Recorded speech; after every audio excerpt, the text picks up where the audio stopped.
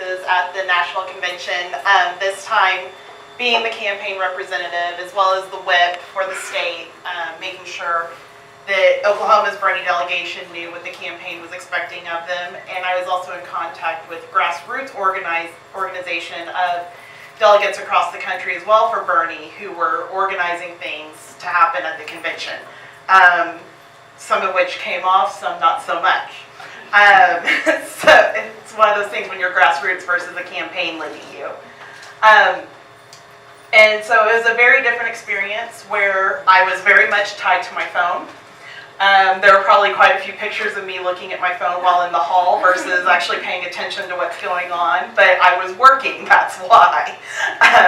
And communicating when we would get something from the campaigns, you know, out to the delegates so everybody would know. And then chasing down people on Tuesday to make sure we had everybody's vote, because Tuesday was the day that we officially did the vote on the tally sheet and then announced at the end of the day.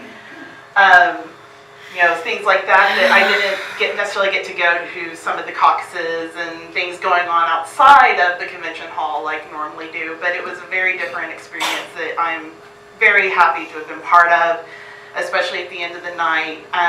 When I kind of all of a sudden was thrust up for announcing Bernie's votes from Oklahoma, which was a bit of a surprise. Found out about maybe an hour and a half before I was going to do that.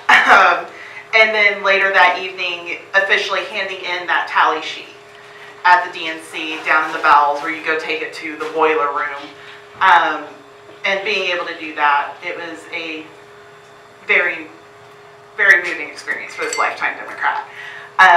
So, you know, those were the things that for me, because I did have a very different kind of convention than normal, so those were some of the things that definitely stand out the most for me.